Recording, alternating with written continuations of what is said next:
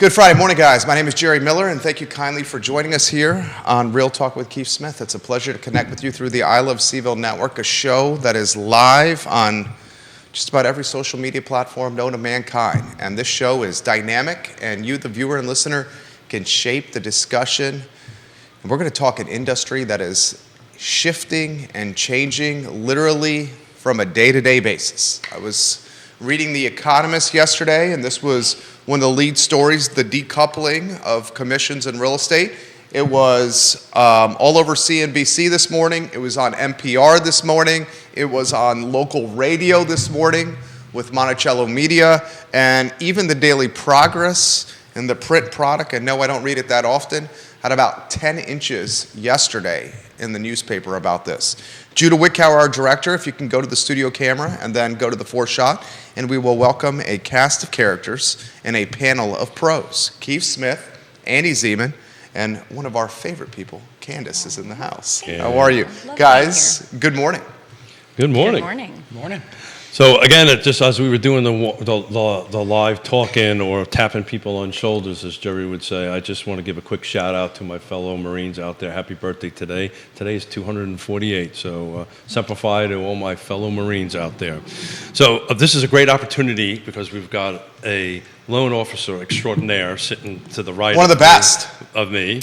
And then a real estate agent extraordinaire to the right of Andy.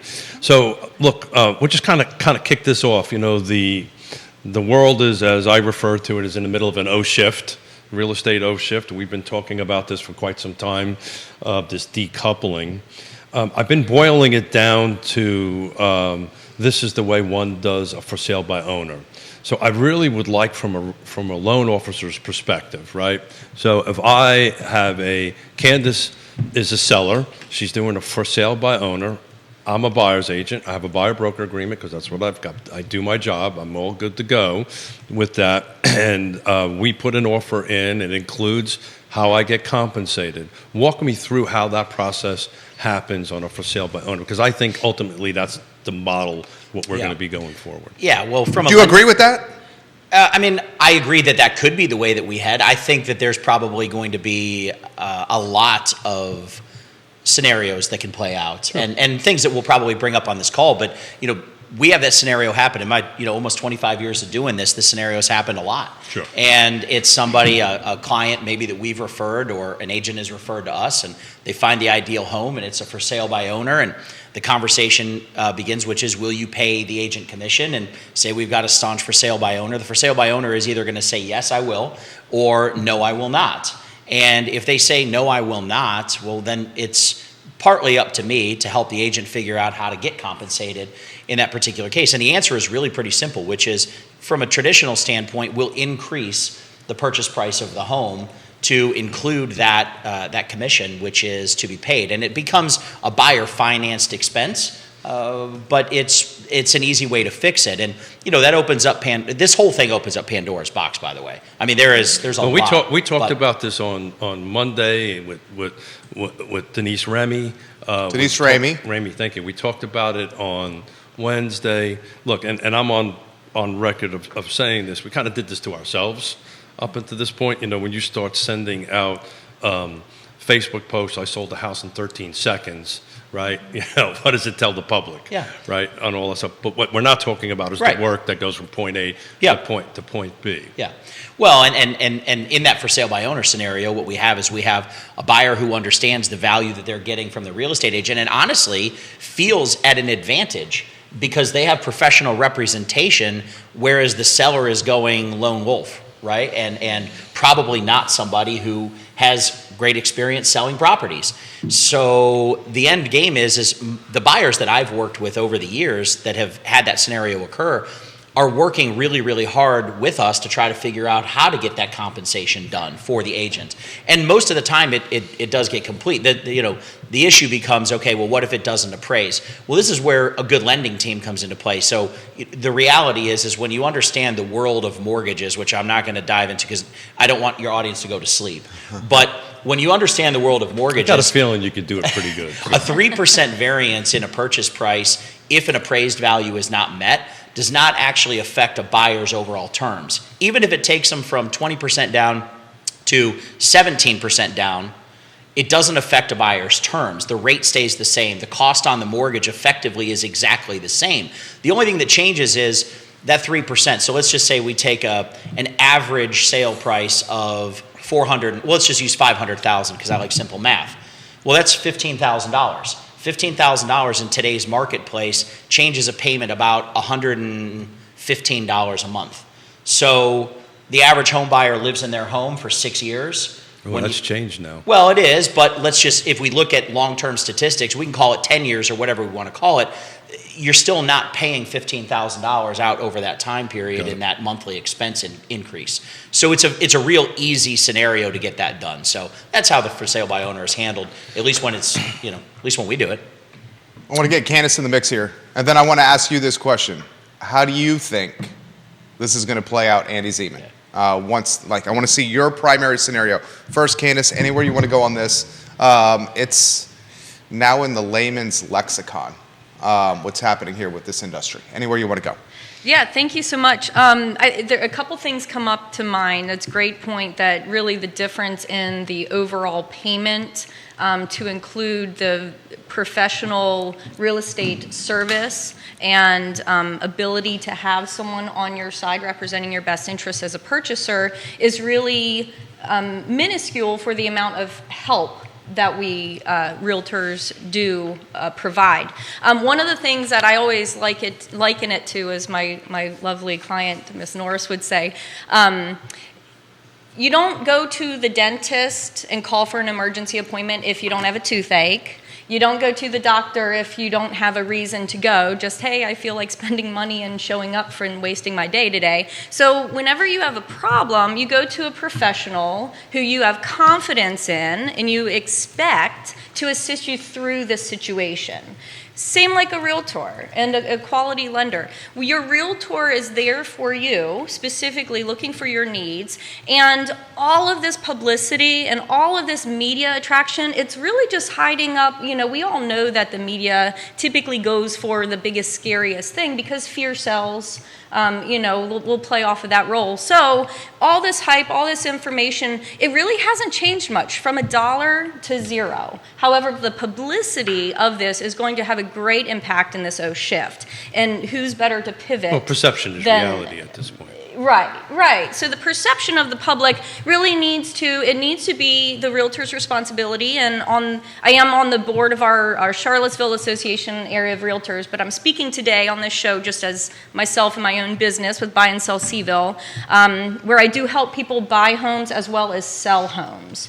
So coming from both sides of that, those individuals that know the value of an educated, experienced, professional realtor will, beyond any comparison, get the value out of that, and it will save you time, heartache, money, energy, effort, because when something does go wrong, that's not when you then want to pick up the phone and say, hey, sorry, I told you I didn't need you, but now I do. So Candice, what do you think is the number one skill that you bring to the table? What's the number one skill that you bring to the table when you help a buyer or a seller?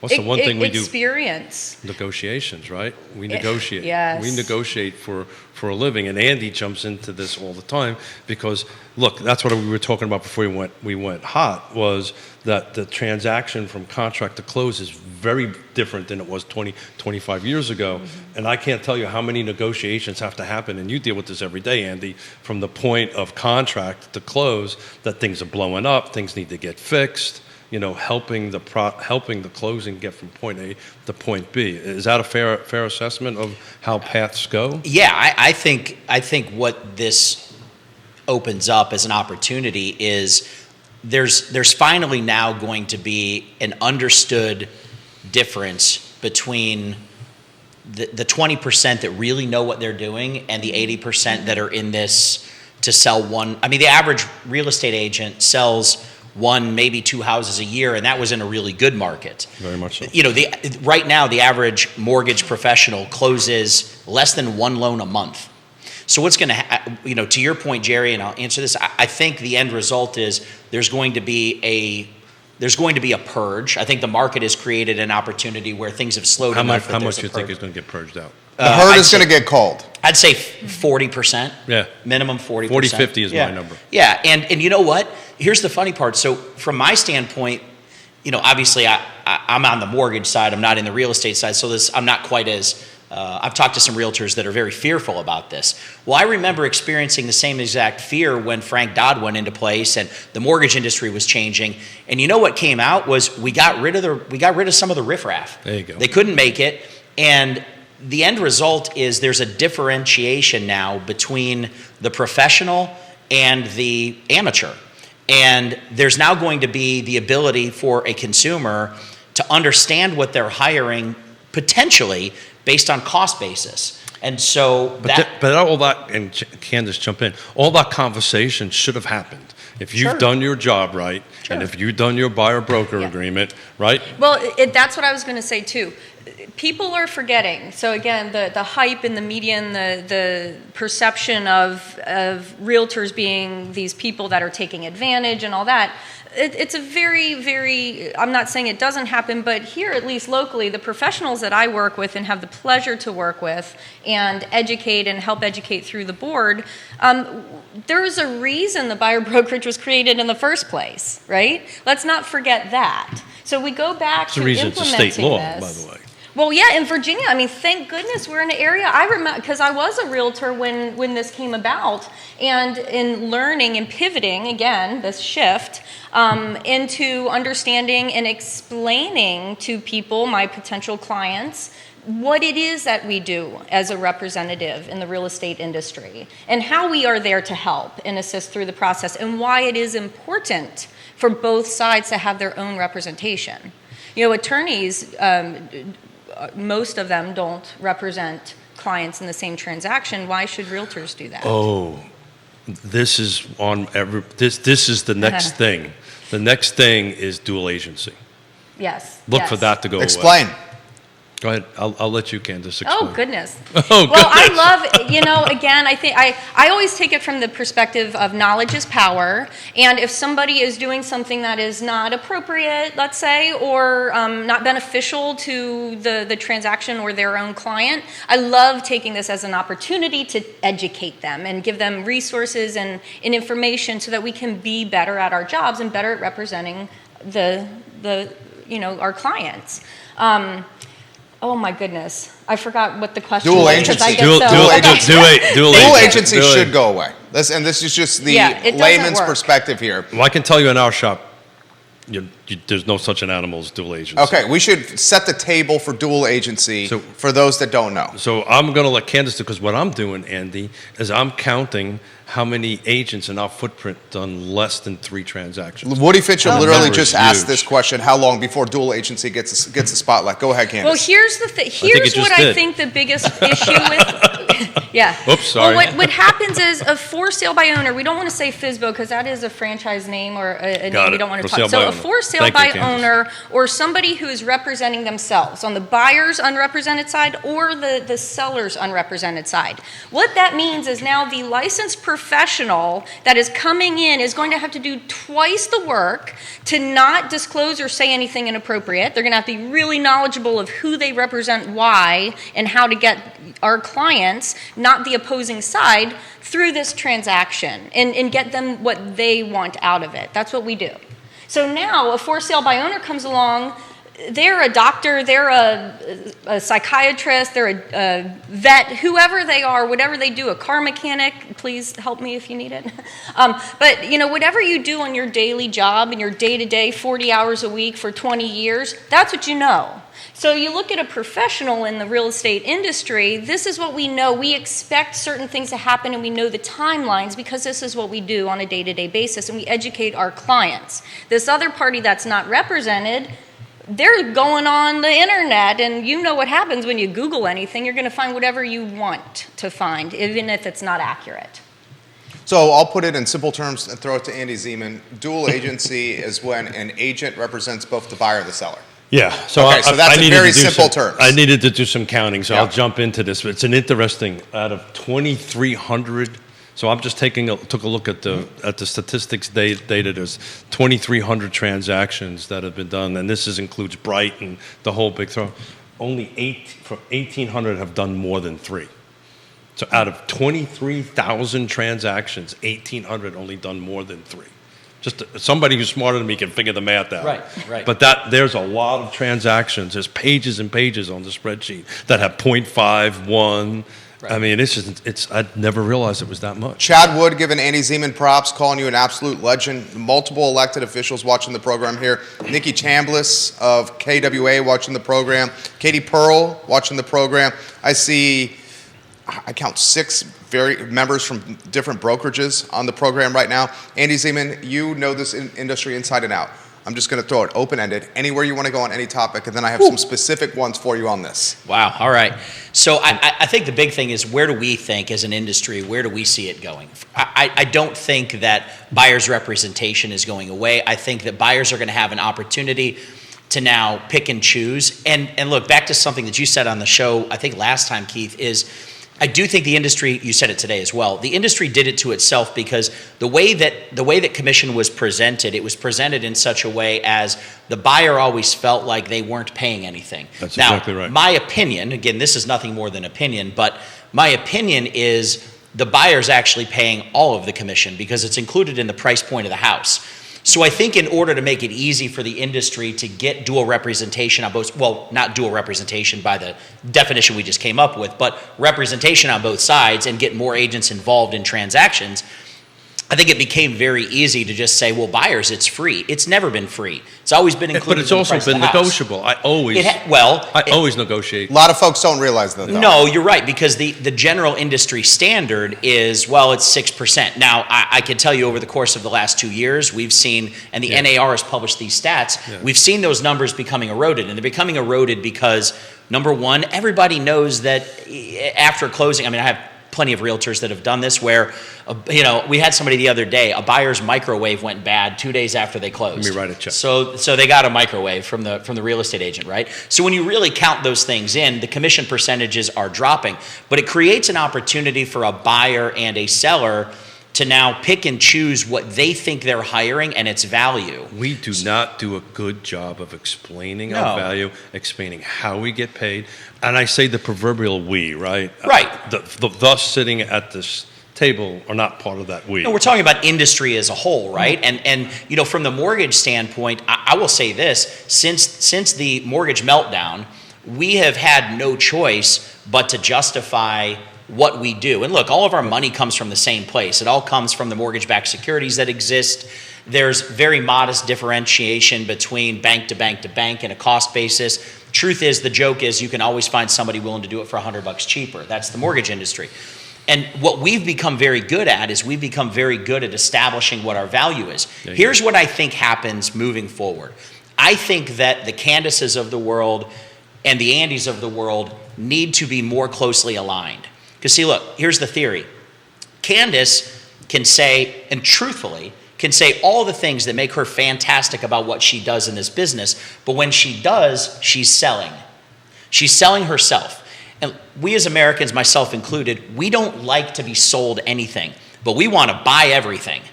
So the trick here is, who can you work with? And this is basically how I've built my career, is how can I say all of the things about Candice that she can't say about herself that make it such that that buyer really understands her value without her having to actually say it? How can she do that for me? Because the reality is when I do those things, I'm reinforcing her and I'm reinforcing her true value proposition. I'm putting my name and my reputation on the line for what she delivers, and I'm willing to do it when they're good at what they do, and vice versa, she contributes and does the same thing for me. Then, as a team, we're able to make the client's goals happen. So what I think is going to happen is there's going to be change in the real estate industry, but I think the value proposition of a really great closer or referral loan officer and a really great closer and referral realtor is going to have, it's now going to be the platinum standard. It's going to have an immense amount of value.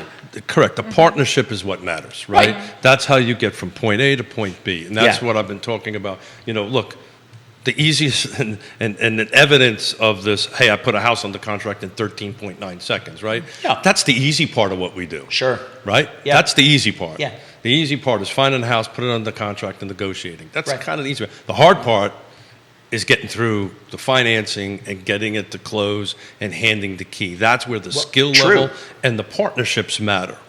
Right, and if you don't have that ability, then you're going to be without question, in a much more, I guess, you're going to be in a discount standard. There's no doubt about it. You're going to make less. And so that's what I think the model potential is of the future is you've got traditional buyer's agents, you've got a la carte brokerages that are doing things like, hey, for $595, we'll negotiate your home inspection for you. And it's paid up front, and if the deal falls apart in contract negotiation, it's like a home inspection. It was paid. It was an a la carte fee. It's done. So, Candice, that actually includes now this called limited representation. It's just not been been mainstream. And you're 100% right.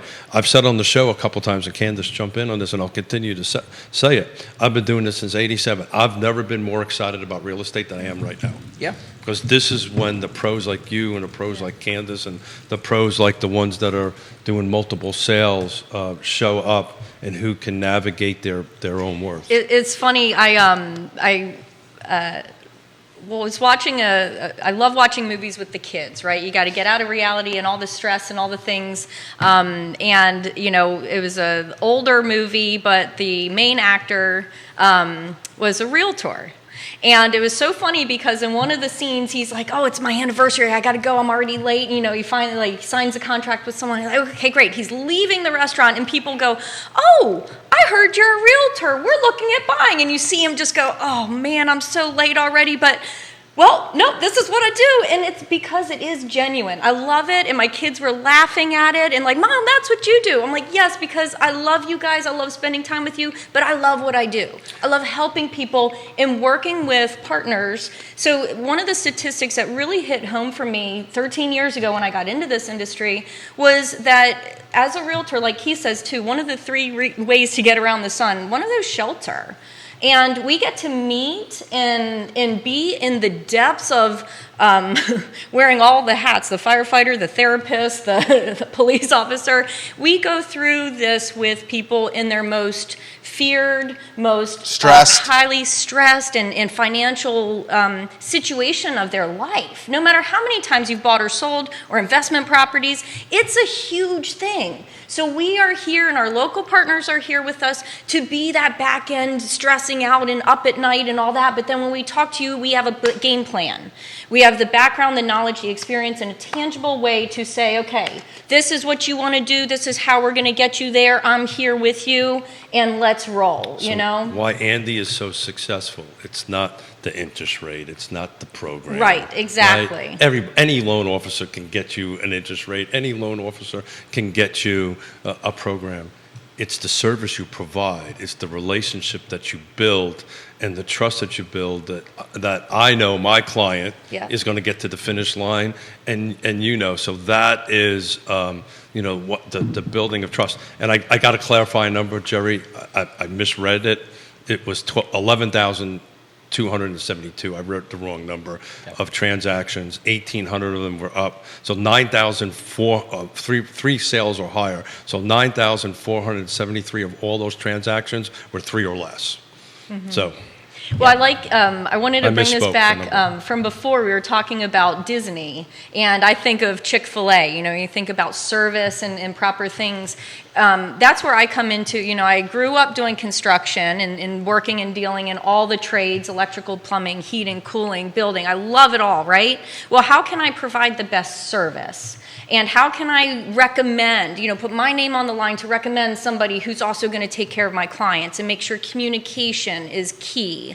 Of course, people can go online and do some online thing, and good luck getting anyone on the phone when something happens. So it's kind of like insurance. You hope you never need it, but you like having it just in case. Well, having a realtor, having a quality lender, having someone local, I usually tell people, of course, you can use whoever you want, but if I can't physically put myself in a chair in front of Andy, then I don't know what is really going on. If they're a lender out in California with time differences and all other stuff, they don't know our process here in this area. How am I going to effectively keep this smooth and calm and keep you de-stressed as much as possible and knowledgeable of everything that's happening if I can't even get this person on the phone? In the past, I literally was about to hop a plane to Georgia because I could not get someone on the phone that I needed to. So this relationship, this Disney experience, this passion and care and understanding, you're going to see us in the grocery store. Right. You know, we're not guys are going local. anywhere. We're here. Yeah, Stephanie Wells Rhodes watching the program from Intrastate Service Company, a home's best friend. Andy, I'll throw this to you. I had a conversation about this with, I'd say, conservatively 9 brokers locally, including one yesterday. He said I could talk about this on the show. Gary Palmer, and he thought yesterday, and a conversation with him yesterday is like the seller's agent, the value proposition with the seller's agent is going to be paramount here. And he believes that we'll see more buyers representing themselves in transactions like this. And he says that he thinks that a seller's agent in the contract when having the conversation with their sellers, that they're going to have, this is my commission if I'm dealing with a potential buyer that's represented, and this is my commission if I'm dealing with a potential buyer that's unrepresented, and the commission with a potential buyer that's unrepresented could be higher because in that scenario, the seller's agent is going to have to do more work of getting the deal from start to finish because there's no representation on the other side. No. Now that's dual representation, and that's what's going to get us into trouble. So if you start going down, I need to stop you there. If you start going down that route, that's when this dual representation. If the buyer chooses not to get represented, that's what we're saying. The buyer's choosing. How can what will the seller do? Because if you're a licensed agent, now you're getting into agency law. Okay. So if I'm a licensed agent and I'm representing the seller, Yep. right, and I'm now asked to negotiate or do the work of the buyer, I'm now doing dual agency. So I can't negotiate for both sides. So the answer to that is, buyer, you need to go hire an attorney to do that. Well, of course, the buyer would have a closing attorney. So Yeah. you provide, the attorney's going to have to negotiate or go through home inspection. You are now entering into dual representation, and by state law, I'm going to have now have you sign a document that says I'm doing dual representation, and that means I can't give you any advice or I can't give the buyer any advice. What are your thoughts on this topic right here? Because I think he thinks this is going to be something that's fairly prolific. Yeah, he's half right. I think there are, well, the statement that you made, which is there's going to be more buyers that are choosing to be unrepresented. That's a true statement purely because we're opening up that floodgate. It's now considered free. Who knows? Maybe the state association, maybe the NAR, if they can survive these, and they're not bankrupt. That's what I want to get to. What I think is going to happen. Yeah, then maybe in the end there's a second version of a contract, and the buyer is presented a contract that says not only are you not represented, but these are the things that you're required to make sure that you're doing. And so in the Pacific Northwest, they decoupled. Yeah. Back in 2019, 2020, New York City's decoupling in January 1 of this year, and I got contracts on both of them. That's exactly what happens.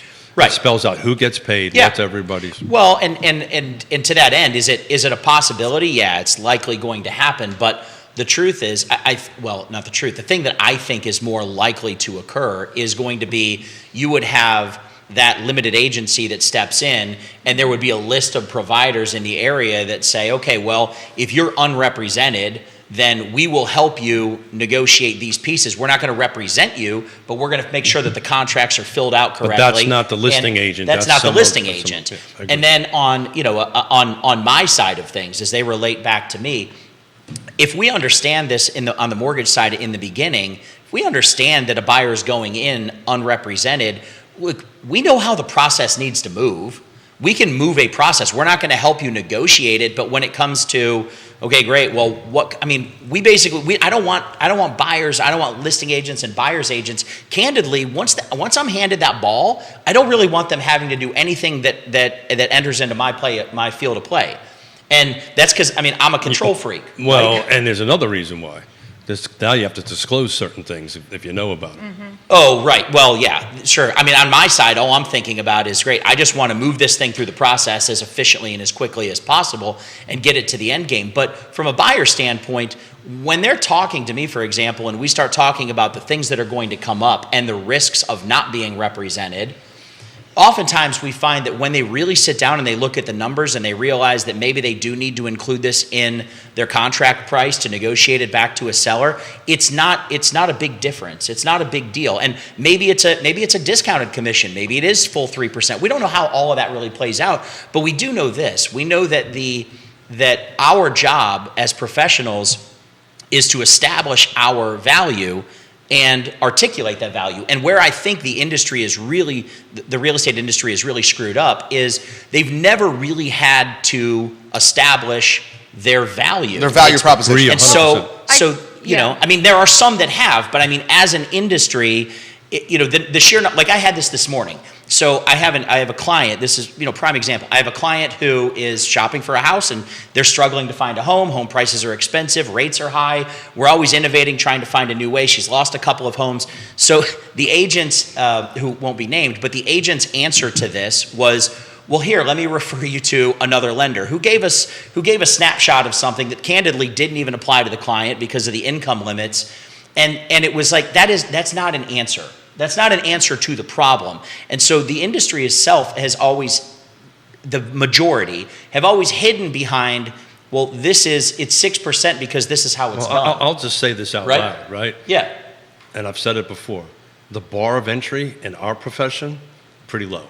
Yeah, I mean, the bar to do it well and professionally is pretty high. Is pretty high, yeah. And that's the thing that's what this is. The good news is this is what's going to come out of this. Yeah, is people will soon be able to identify where the value is and what they're willing to pay for it. Similarly to like they do now in the mortgage industry, and you can have no service, and if you have no service, that's fine. You're choosing to go it alone. I've bought and sold houses by myself. And in fact, we've talked about this before. In the Virgin Islands, like you don't have representation. Yeah. It's a wild process. It's the Wild West down there. So Jerry brought up the Economist. I've been receiving a copy of the Economist since the 1985.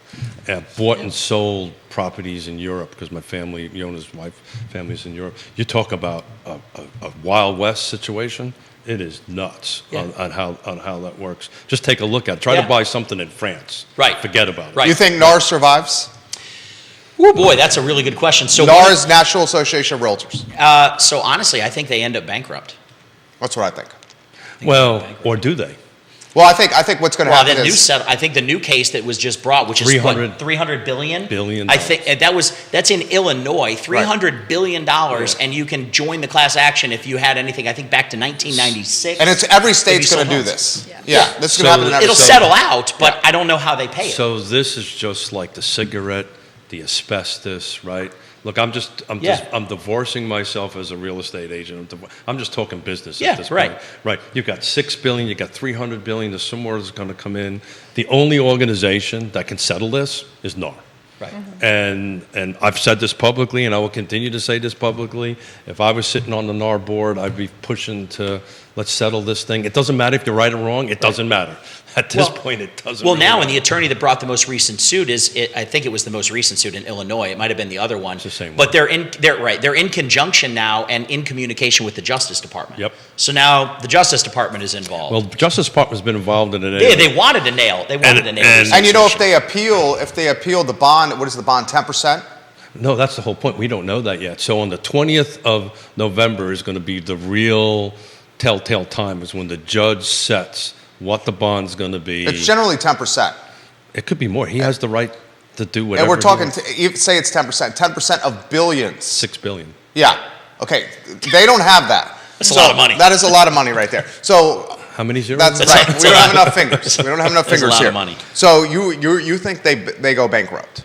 No, I think that there is a good chance that if left to the current settlement, the judgments that are there, then yes, they can't afford it. Well, so here's the thing, Andy.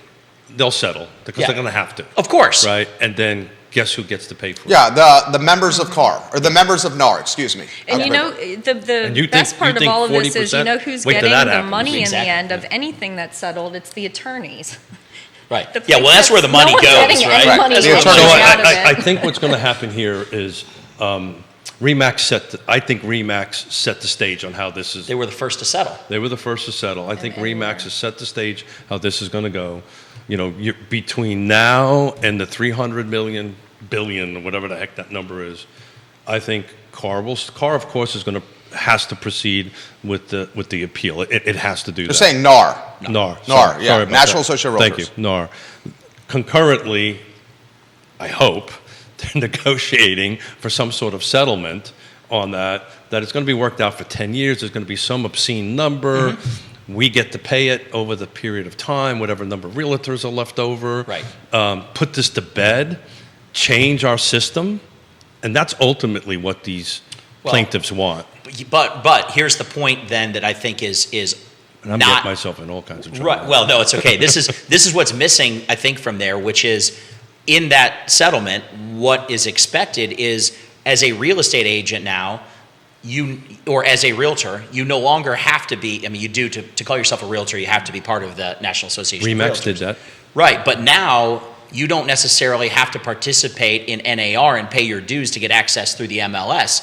So now let's just assume that NAR has to raise their dues tenfold. People leave. In order, right. They'll peace out. Correct, and so they will be a real estate agent, they will no longer be a realtor, and NAR is left in a position where how do they recover the dues? Beginning of October, I was speaking. That's what I think is going to happen, what you just laid out. Beginning of October, when this all happened, I was in the room when the RE/MAX settlement and Anywhere with their CEOs. I was also with the CEO of Bright. I said, so tell me this. If I become a member of Bright, do I have to be a member of NAR and a member of whatever? And the answer is no. And the only answer that they gave back to me was, if you get into trouble, we're not going to, if you get into a lawsuit, we're not going to come and save your Well, butt. if that's the case, can the E&O insurance, there it opens up the opportunity. You just up your E&O insurance. Exactly. And is that, in the end of the day, is that cheaper than the NAR dues? Yes. I think I think the model that benefits the most from this is just looking at how the real estate profession has evolved. By the way, this is a really interesting statement that I'll make. If I told you 10 years ago, if we could rewind the clock, and I was sitting down with you, Candice, 10 years ago, and we did, right? We would sit down 10 years ago, and I said to you, hey, great news. I want you to know that the bulk of the real estate industry will be in a position where they will be reliant upon most of their leads from mortgage companies and companies that own mortgage companies and real estate, basically lead gen sites. And so I want to start that model today, 10 years ago. And I said, if you just give me $300 a month, then I can generate leads for you and I'll be handing you leads. I would have been thrown out of every real estate office on the planet because they're like, no way, dude, you're in the mortgage industry. The reality is we send deals to you. Remember, this is how it works.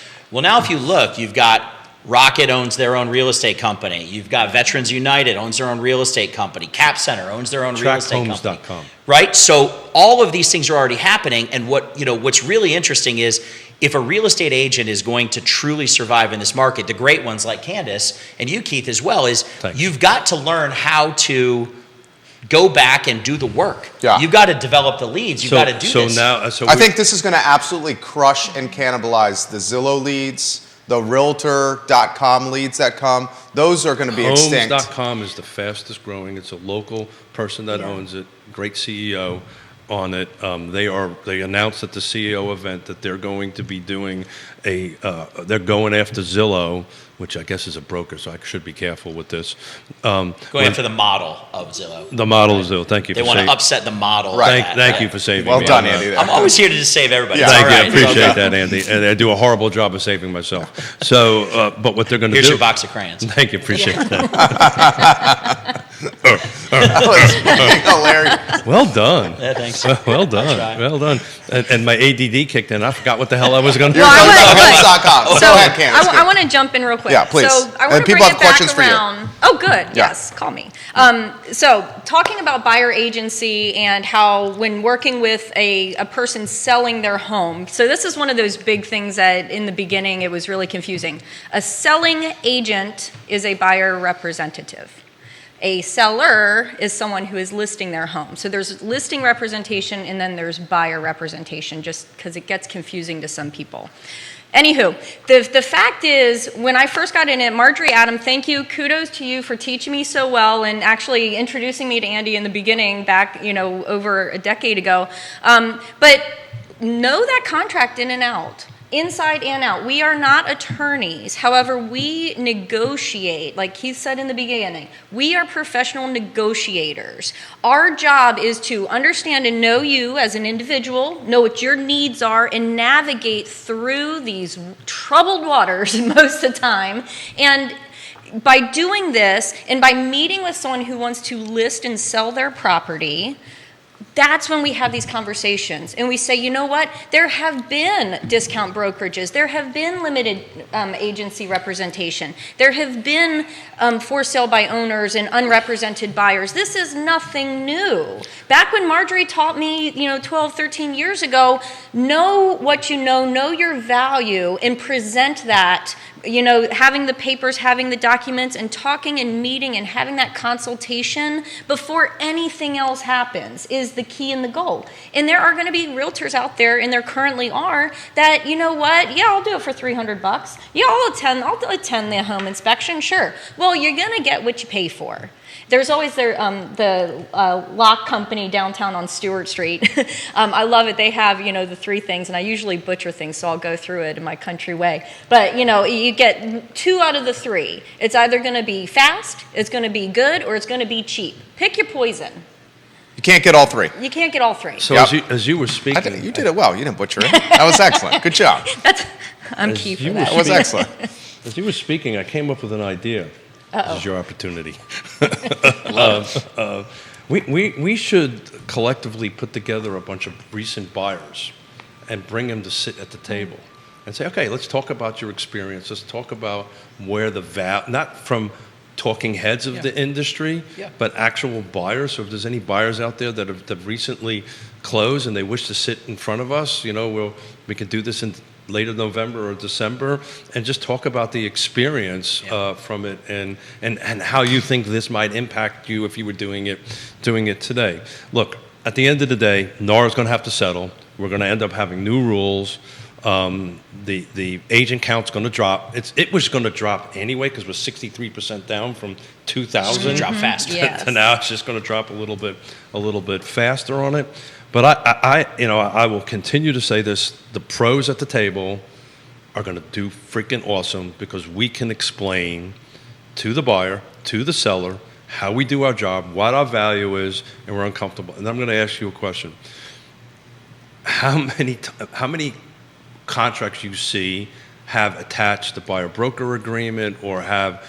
And the reason I'm bringing this up is so many agents I talk to, they don't sign the buyer-broker agreement in time until the contract is done, which is not how it's supposed to be done. Yeah. Do you have any information on that? You ever see much of that? Yeah, I mean, we see every contract that comes through. I look at everyone that comes through. Less than 10% have that. Yeah. Attached to the contract. And Less than 10% have that attached to the contract? Well, at the time when I get the contract. So we get a copy of the in contract. defense of that, we always attach it. Right. It doesn't our have to be sent It to me. doesn't have to be sent. Okay. To it, right? But we always do because we want to be brutally clear that we're representing this client and this is our terms and. Well, I to kind of give the agents that are out there a little bit of hope, right? I live by a very simple principle, which is that life is full of one of 3 stages. You're either going into a storm, you're in the middle of a storm, or you're coming out of a storm. That's it. That's all you have. That's the way it works. And this is the beginning of the storm. We'll enter into the storm, and then out of the storm, we'll create opportunity. But you have to look forward. You have to be a forward thinker. And the thing that I look at, and I love your idea of bringing buyers to the table, but here's the challenge I would give everybody that's in real estate right now, or mortgage, or any other client-facing industry. Have you really stopped to think about what your experience, what your process is, what your experience feels like to the consumer? Have you ever really put yourself in their shoes and said, okay, well, if I got my information this way, or if I was given this, or I was told this that way, how would I feel as a consumer? Because I would bet that the bulk of the way that things are being done, the reason this lawsuit is presented, the reason that this judgment got passed down, is mostly because the real estate industry never really stopped to think about how does it look and how does it feel to the consumer using this, which, back to our point earlier, Disney does a phenomenal job with. There's plenty of Chick-fil-A typically does a phenomenal job with it. There are industries that have made it their passion to think about what it feels like to be on the other side of the transaction, the experience, whatever it would be. And if we just stop and we think about that, those of you that are doing that are going to excel. Even if right now you're not one of the top producers, you will become one because you've created a process that the consumer wants to be involved with. Got it. Let's go to questions here. Katie Pearl, this is a good one for you, Candice. And I'm going to read it verbatim. She says, doesn't CAR still require a NAR membership? Yes. CAR still requires NAR membership, correct? Yes. Okay. Will that change? Okay, maybe I will throw that to you. I'm not going to speak on that. Okay. Will that change? It'll only change if NAR says it's okay not to be part of NAR. There's two parts to this also. So let's speak to the the RE/MAX separation. So RE/MAX RE/MAX parent. corporately Yeah. has divorced itself from NAR and has give direction downstream to its franchisees. If you own a RE/MAX franchise, you can divorce yourself from NAR if you wish to do that. This is why it's paramount, in my opinion, that NAR settles this as quick as possible, right? Come up with the terms and conditions, change its rules, formally, it's not a matter of when, decoupling will happen. And it's just going to creep across the country. Different MLSs are going to start doing it. Right now, NAR has said it could be zero. Our MLS says $1. So when you're at zero, you're just decoupled, right? And as agents, you've got to do your job. You've got to be a professional. Be professional. Be caring. Be trustworthy. Be able to communicate to your buyer what your role is, how you do it, and how you get paid, and there'll never be a problem. And unfortunately, lots of real estate agents, believe it or not, are uncomfortable about talking about money, right? Which is the weirdest thing for me. Well, I think it's because there are, it's similar. I come from construction to the restaurant industry and into real estate. I merged my passion for helping people in knowing infrastructure, right? So it really couples into, I remember back when pharmaceutical reps were able to really lay it on thick at doctors' offices. And when that changed, it impacted the restaurant industry because we were now not catering to all these pharmaceutical reps, right? Well, they had to shift. Then a few years ago, pediatric doctors and doctors were kind of in the limelight. Now it's realtors in the limelight. So I think that across the board, there are these shifts, the O shift that happens and pivoting that happens. This is an opportunity, like Keith said before, and I love, oh my gosh, Simon Sinek, I absolutely adore him. Why? Why is this happening? It's because of communication and negotiations and education. So if we communicate appropriately and we educate the consumers out there, that's why this is all happening. There was a decoupling of proper representation and communication, and it hit a point that now it's become a national thing.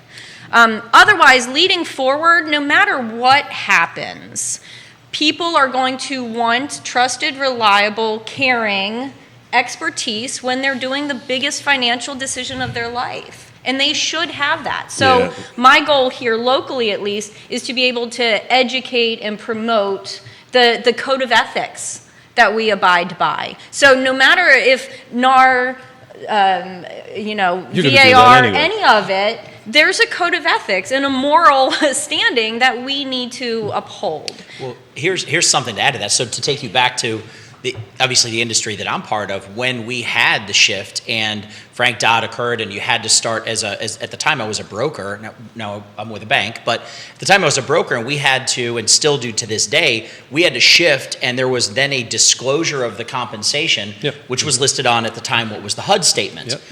Well, there's plenty of people that didn't survive because the commentary had to shift, and we had to get comfortable saying, instead of saying, well, look, my brokerage firm pays me a little bit in order to do your mortgage, and you don't know how much it is. They can't judge what the value was, all the way to, back in that day, the traditional mortgage company as a whole, from very tippity top all the way down, there was about 5 points that was made. So about 5% was the amount of money that was made from super top end all the way down to little old me doing mortgages.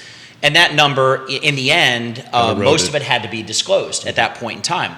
So now what you have is you have a real estate industry that if I were a realtor right now, I would immediately take the shift, the unpopular shift of telling my buyers that 3% that I'm getting paid is in your contract price.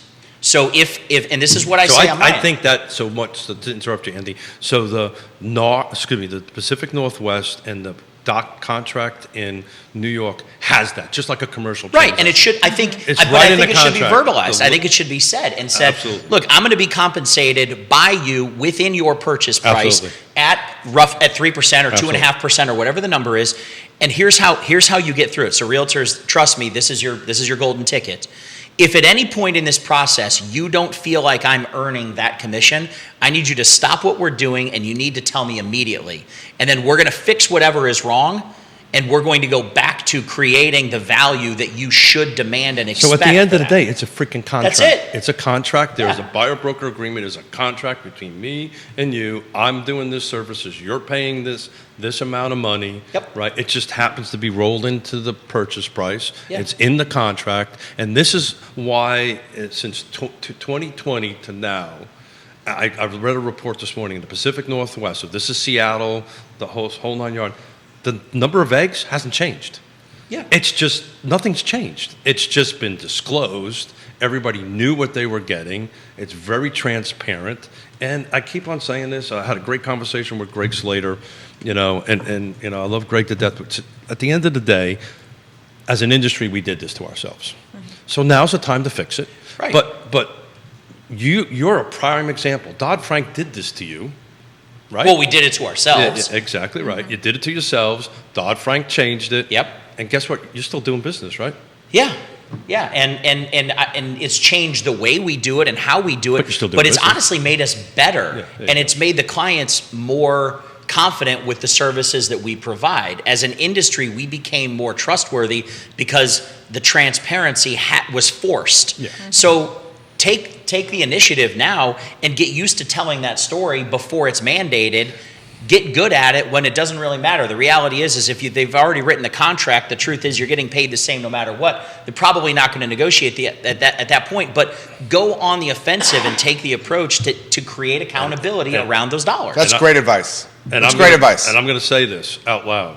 When you have 9,471 transactions or realtors in this marketplace. You're talking in which market specifically? Our marketplace, right? So these are the number of transactions that have happened. There was 11,272 transactions that had happened. This is our region, right? The whole region. Yeah. And but when 9,000 of that 11,000 have done 3 transactions now, I'm not so sure that you got to do enough to know how to do the job. Absolutely. By the way, great book to check out if you like that idea of just owning it and putting it out there is Extreme Ownership by Jocko Willink. That's I think that's a great model for how to get on the front end of it and have extreme. So I promised my wife I wouldn't use the number anymore, but from 2007 and 8 to 2010, Which is the number? Which number?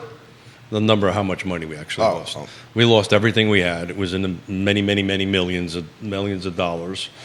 And I was asked the other day, how do you go from that to where we are now, being, in my opinion, super successful on that? Transparency, you own it, right?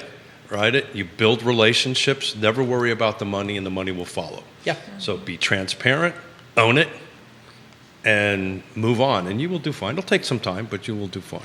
I think pointing out, I absolutely adore Woody and Denise, and the show the other day, I guess it was Monday. One of the things, like Woody said too, we work for our clients with the understanding that we have a contract that we are going to fulfill the needs in this industry to get them from point A to point B.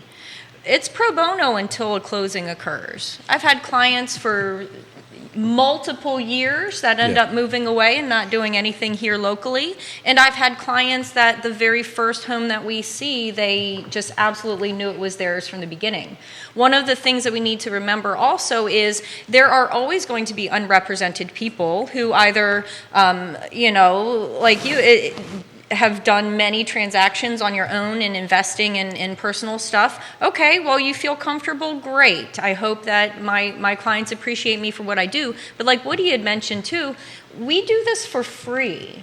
Our services are not, we are not being paid for our time. And time is a 4-letter word. Now, when the transaction comes to completion and there is settlement, we are then compensated for the transaction, but not for the 800 other homes we showed, or the 50 times we had to get babysitters. Or you get all the way to closing and the deal falls apart.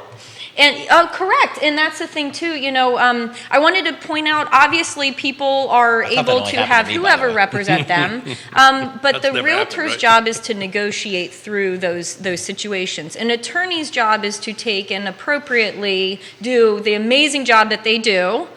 However, they are not there at the home inspection with you. They're not looking through the report and standing in the attic. Well, I go in the attic and crawl space of every home my clients are interested in. But they are not there through this process every step of the way. They are getting verbatim, tangible information to put on a piece of paper.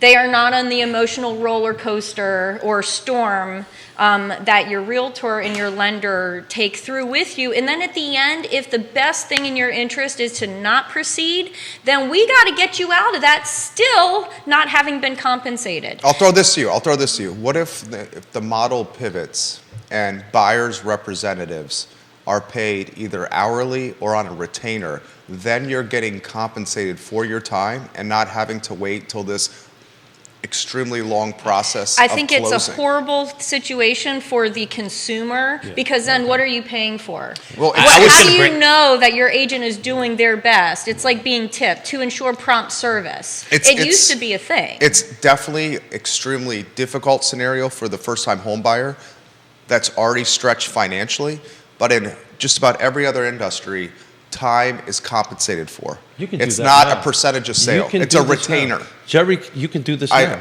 It currently, as it is, you can. Most people don't want to spend out the money. I do a fair number of consulting on transactions. I do a substantial amount of it. And the hardest thing for me to negotiate is in the deal is to get a retainer, monthly retainer, because we're talking tens of millions of dollars in the transactions.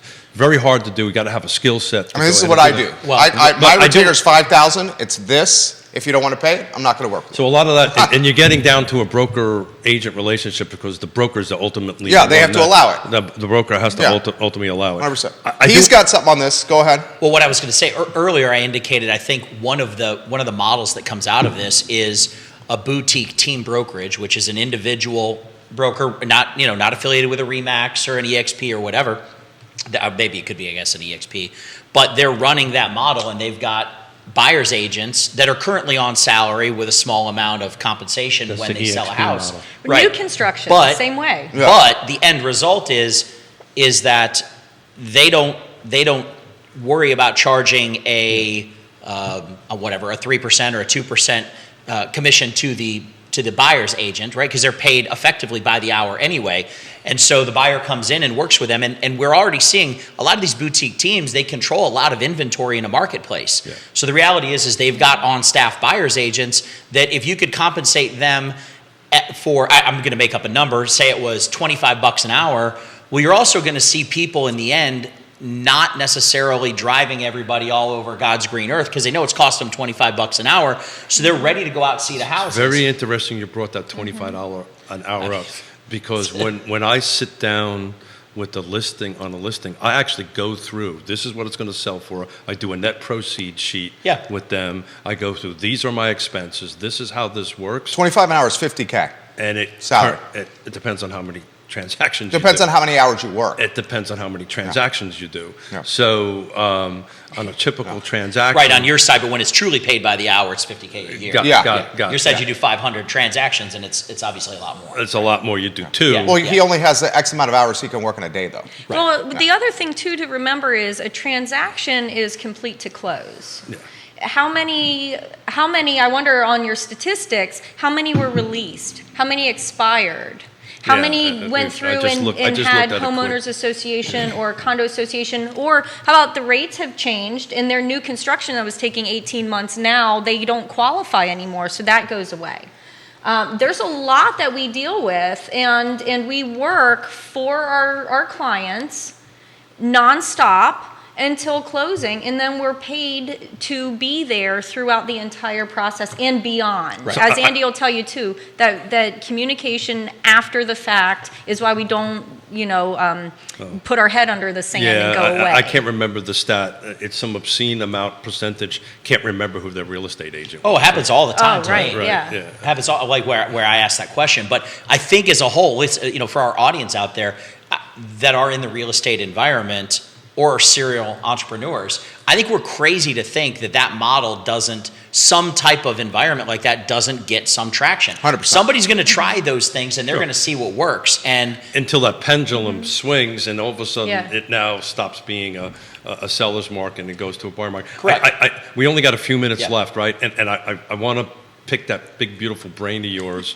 about crystal ball stuff going. He's got a boatload of lenders watching the program right now. Going forward. Michael Buchensky, Mr. Cruz is watching. Michael Buchensky is watching. A lot of your colleagues watching. A lot of folks at Ross have been watching this to see Andy Zemon on the show. Questions, really quickly here. This is for Woody Fincham from Woody Fincham of Fincham and Associates. He's a fantastic appraiser. First, he's And a giving great you sponsor of props. the show. He's giving you props, Candice. He says right back at you. Woody Fincham says, where the heck did this comment go? Right here. He says, just list the property, considering that there needs to be room for a commission for both sides. If a buyer shows up having a lower amount for their agent's commission, then adjust the price. He says we should highlight that topic. This one is coming for Andy specifically. Does he expect the rates in 2024 to do a drop? If so, what kind of delta, and how will that impact inventory? Yep, that was my question. that's a really good question. So to go to that, we have to go to the data. And the data has recently changed with the jobs numbers that was released 2 weeks ago.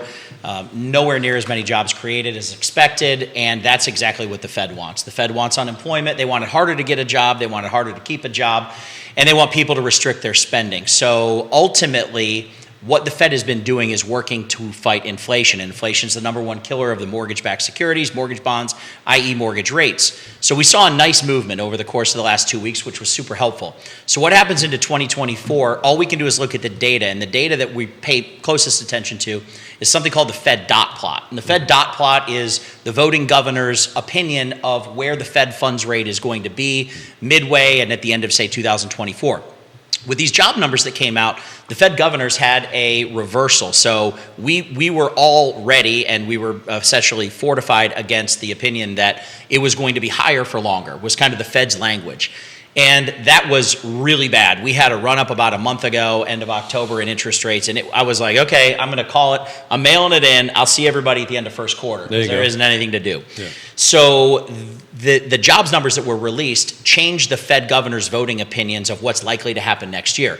Now, the only reason that they're going to lower the federal funds rate or leave the federal funds rate unchanged, and then lower it into next year, is because inflation is cooling. And if inflation is cooling, it means that the profitability of a mortgage-backed security is now getting back to where we want it to be. Yeah. So the crystal ball is that, and I always tell everybody, it's a super cloudy crystal ball. Okay, so it's not crystal clear, it's just a ball, and it's got some clouds in it. But what I think we're likely to see from where we are today, somewhere between 0.5% and 0.75% rate improvement, not to the federal funds rate, but to actual mortgage-backed securities, i.e. 30-year fixed, 15-year fixed, et cetera.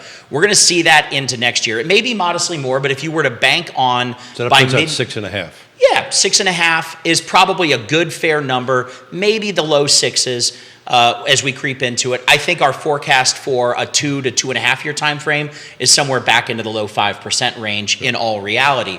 But what we are seeing, which is going to be cool, is we're seeing a reversal now in trend between the 10-year and the 2-year, and that's creating an opportunity where ARMs are going to come back in favor. The number one thing that clients don't understand right now is, why is an ARM more expensive than a fixed rate mortgage? It makes no sense. They're worthless right now, and the reality is because short-term money is more expensive than long-term money. Yeah. And we need that to change, and that started to now change, and then we need the federal funds rate to indicate that they believe inflation is cooling, and I think into next year, Well, the 10 years going down as we're looking at it. there you go, 0.5 to 0.75 of a percent rate improvement into next year. Oh, and affordability, that's somewhere between 5 and 11% more affordable. So every 1% of interest rate movement is 11% of home affordability, and we need that because house prices are going to continue what, Candice? Go up, Because inventory is down. and builders aren't Building. building. And in demand order is to up meet- and population is increasing. So Yep. all of those things indicate house prices are not going to slow.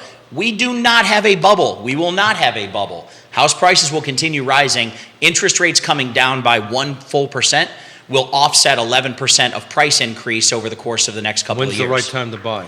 As soon as you Now. find the perfect house. Now. That's As soon as you find the house that meets your needs, buy the home. So let's assume this. Your wife is watching. She loves. Oh, great. Yeah. I pay her. I pay her to she's giving you some props right now. Believe me, I know how that Lovely. feels. That's yeah. great. That's great. The biggest fan. So 6.5%. Let's just pick that Yeah. number, right? Let's say Yeah. mid next year it starts looking like that Yeah. as a number. Does that impact inventory? Does that get people off? Absolutely. off- Well, it does, but here's what happens. And why? Our inventory isn't going to go anywhere because anybody that doesn't have to move isn't going to trade a 3% rate for a 6.5% rate unless they really want to move or they have to move. Builders aren't going to pick up and instantly fix the inventory issue. Why? Because they don't have to. They have built-in price appreciation for the simple fact that they're not meeting the demand. Why would they choose Well, to? more meet than that is we've just went through an election. There's just going to be no more new products built. Right. Well, and so if that inventory issue isn't getting fixed, here's the thing. When rates move from 7.5 to 6.5, the impression is money is on sale. It's not 3, but it's also not 7.5. So you have now another influx of buyers on minimal inventory, and what do we have again? We have another cycle of multiple offers, Oh, yeah. waiving appraisals, waiving home inspections. And how do you So- feel about that? I mean, I feel like there are things that can be done to protect people, but I feel like to some extent it's a necessary evil just because the inventory isn't getting fixed. But again, good strategists, great realtors, great lenders, they have strategies that will allow you to use those concepts, but not necessarily When stick you in trusted a contract. advisors matter is Yeah, and you right have to now. talk about those outcomes, right? The reality is that's what we have to do. If we pre-negotiate all of the scary outcomes and we talk about them before they become part of the reality of this purchase, then the client doesn't have to operate out of a position of fear. They've already learned the information. They can make good educated decisions. So the best negotiation, you operate out of a position of Leverage, strength. So we've got a couple That was minutes. awesome. I need to wrap up. Yeah, thanks. Sorry. Freaking doing great. Yeah. I want to say thank you because I didn't think of Dodd-Frank and I didn't think about your industry, but you're 1,000% Oh, right. it's ingrained in my brain. Don't Yeah, worry. I get it. I went through it. I get it. Fear factor, baby. I get it. But, for those out there who are watching, and real estate agents in particular that are watching, you can get through this. There's a path forward to get through this. You just got to improve your professionalism, improve your skills, and you can get through this.